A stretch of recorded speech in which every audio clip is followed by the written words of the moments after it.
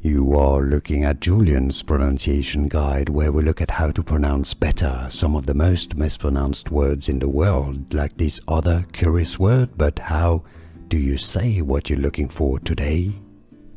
Word pronunciation. Let's break down how it is pronounced. If you want to learn more confusing vocabulary, including vocabulary from French, make sure to stay tuned. Yes, this is a word originally from French, and in French it's piton. Piton. This is why in English it's normally pronounced piton, not python. Piton from French.